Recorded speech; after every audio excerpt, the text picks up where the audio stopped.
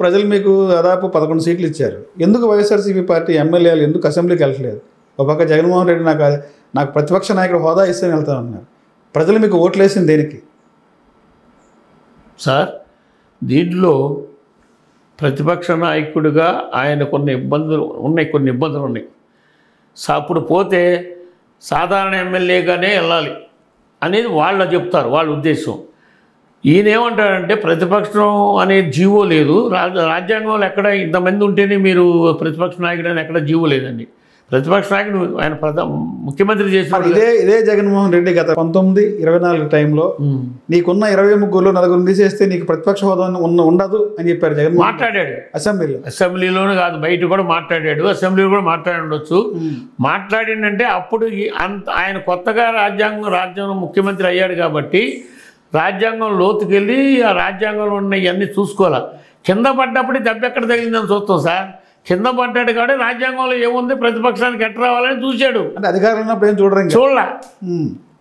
అధికారంలో ఉన్నప్పుడు ఇవన్నీ పట్టించుకోవాలి. అధికారంలో ఉన్నప్పుడు మండల స్థాయి నాయకుల్ని మా నాయకుడు పట్టించుకోవాలా. ఎంతసేపు నేను డబ్బులు ఇస్తున్నా గిరిజనులకి, ఎస్సీలకి వాళ్ళు నాకు ఓట్లు వేస్తారు, మధ్యలో ఈ తడికలు ఎందుకు అనుకున్నాడు ఆయన. ఓకే, తడికలు లేకపోతే ఏమైందని ఎలక్షన్ అయ్యాక తెలిసింది. చూపించారు. సరే, ఎందుకు ప్రజలు మీకు 151 సీట్ల నుంచి 11 సీట్లకు ఘోరమైన ఓటమి ఇచ్చారు? ఎందువల్ల అంటారు? గతంలో జగన్మోహన్ రెడ్డి నా ఎస్సీ నా బీసీ అన్నారు, బట్టలు నొక్కుతున్నామన్నారు, పథకాలు ఇచ్చామన్నారు, ప్రతి కుటుంబానికి చేరువయ్యామన్నారు. ఎందుకు ప్రజలు మిమ్మల్ని ఘోరంగా ఓడించారు? కారణం ఏం చెప్తారు? ఘోరంగా అయితే మమ్మల్ని ఓడించలేదు సార్. అంటే 151 11 అంటే ఘోరం కాదంటారా? ఘోరం కాదు. 11 సీట్లు వచ్చినాయి అని కాదు, అక్కడ మాకు 40% ఓటింగ్ వచ్చింది. 40% ఓటింగ్ 2-3% వస్తే మళ్ళా 39%, 38% వచ్చినప్పుడు కూడా రాష్ట్రాలు పరిపాలించారు ముఖ్యమంత్రులుగా. 40% అంటే మా ఓటింగ్ పోలా. మేము దెబ్బతిన్నది ఎక్కడంటే మా జగన్మోహన్ రెడ్డి ఇంటెలిజెంట్ లోపం వలన లాస్ట్ మూమెంట్లో మాదిగుల్ని మందాకృష్ణ మాదిగ మెయింటైన్ చేయడం వల్ల 2% తప్పేసింది. ఫెయిల్ అయ్యారు. మా గ్రామాల్లో నేను ఇక్కడ నుంచి జగ్గైపేట వరకు చూస్తాను సార్. ఈ గ్రామాల్లో చదువుకున్న మాదిగ కులస్తుడు ప్రతివారు ఆ 2 రోజుల్లో అర్జున వాళ్ళకు వచ్చి మీరు ఈసారి మనకైతే మీ పిల్లల భవిష్యత్తు ఉంటుంది, లేకపోతే ఉన్నది ఏబీసీ వర్గీకరణ కాదు, ఓటు చంద్రబాబుకి వేయండి అని చెప్పడంతో 2% ఓటింగ్ పోయింది సార్. వైసీపీ నుంచి పోయింది ఖచ్చితంగా. ఈడు జగన్మోహన్ రెడ్డి అంతా మాదుగులకి, మాలలకి, ఎస్సీలు ఎస్టీలు అంటున్నారు. వేపనోళ్ళకి కుదరదుగా.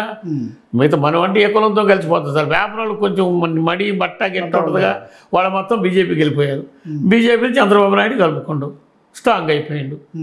తర్వాత రఘురామకృష్ణరాజును కూడా జగన్మోహన్ రెడ్డి గారు అంతా చేస్తే బహిష్కరించాలి, ఏమంటే సస్పెండ్ చేయాలి. సస్పెండ్ చేయకుండా అట్లా ఉంచడం కూడా కరెక్ట్ కాదు. అదేంటంటే ఆ విధంగా లాస్ట్ వరకు రాజుల్లో ముద్ర పడిపోయింది. మనోడిని ఇటు చేస్తున్నాడు ఏంటి జగన్మోహన్ రెడ్డి అనేది ఒక ముద్ర పడిపోయి రాజులు కూడా ఆ విధంగా దూరం అయ్యారు మాకు.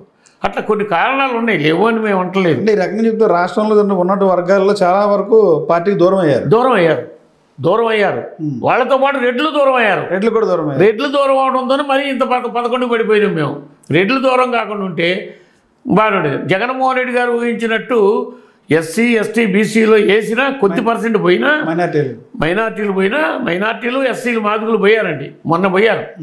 అంటే జగన్మోహన్ రెడ్డి గారు దృష్టికి వచ్చిందో లేదు కానీ నేను పల్లెటూరులో తిరిగేవాడిని, గ్రామాల్లో తిరిగేవాడిని. కానీ కనుక మాకున్న మా ప్రెసిడెంట్లు కూడా ఎస్సీ మాదిగ ప్రెసిడెంట్లు ఉంటారు కదా, మాల ప్రెసిడెంట్ వదిలేయండి, మాదిగ ప్రెసిడెంట్లు ఉంటారు కదా, వాళ్ళ కొడుకులు వాళ్ళు ఉద్యోగాలు చేస్తే గ్రామాల్లో 2 రోజులు ముందుకు వచ్చి టకటక హైదరాబాద్ నుంచి ఎక్కడో అక్కడ దిగిపోయారు సార్.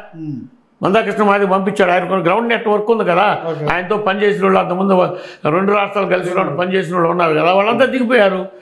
మనం ఏబీసీ వర్గీకరణ కావాలంటే ఇదే మార్గం, అక్కడ రామేంద్ర రెడ్డి గారు ఏమంటే ఇచ్చేస్తాను, ఇక్కడ చంద్రబాబు వచ్చి ఇచ్చేస్తానని చెప్పారు.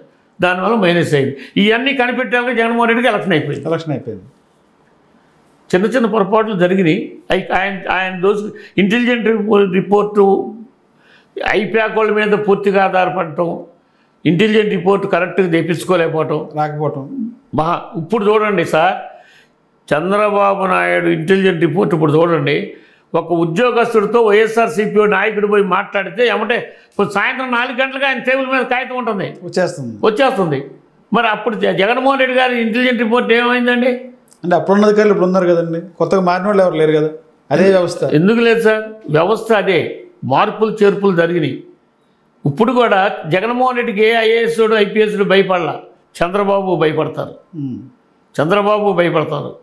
చంద్రబాబుకి ఎందుకు భయపడతారంటే ఉద్యోగస్తులు ఎప్పుడు నా కంట్రోల్లో ఉండాలని. ఇప్పుడు కాదు ఆయనకి, ఎప్పుడైతే 1994లో ముఖ్యమంత్రి అయిన కాడ నుంచి 2090 మళ్ళీ 99లో ముఖ్యమంత్రి అయ్యాక కూడా బాగా ఉద్యోగస్తుల మీద గిప్పు బాగా సంపాదించాడు ఆయన.